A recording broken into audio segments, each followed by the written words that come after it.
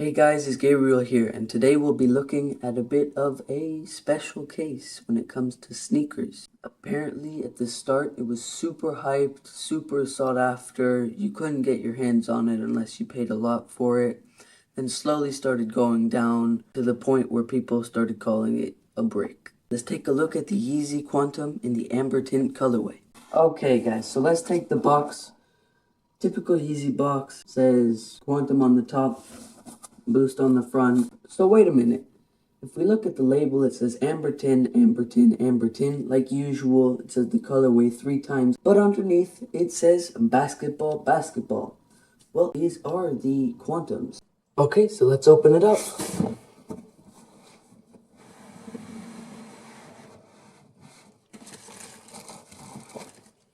There's a nice sticky rubber sole at the bottom. That Adidas here. It's kind of blurry for you guys. Boost foam, obviously. Let's just take this out quickly, see how the inside looks. On the inside, there is a extra hole to put the laces in. On the inside, the padding is kind of odd. It's actually very odd. At first, it feels grippy. If you put your hand in there, you put your foot in there, when you try to pull it out, it just sticks there. Overall, I think these look cool. I think they fit really nice. They're comfortable. They resemble the Yeezy 700 V3s a lot. The side here, I feel like it's made of the same material. It kind of looks the same, except it doesn't have rubbery plastic that glows in the dark on the side.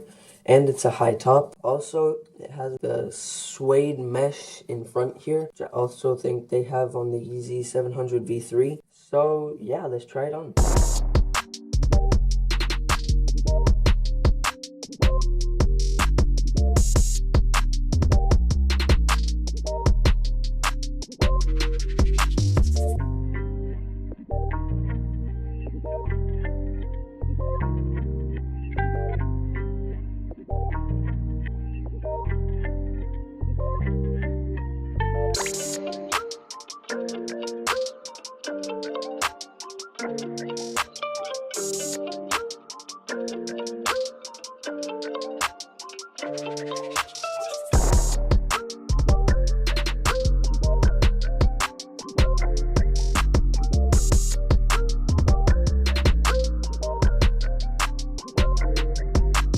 So overall, I think these sneakers are very comfortable. There's even small holes on the inside for improved breathability. Other than that, I think you can wear this colorway with anything. I got this pair for 80 bucks with shipping. If this video helped you out, please like and subscribe. And if you have any other questions to ask me, please ask in the comments down below. I'll see you in my next video.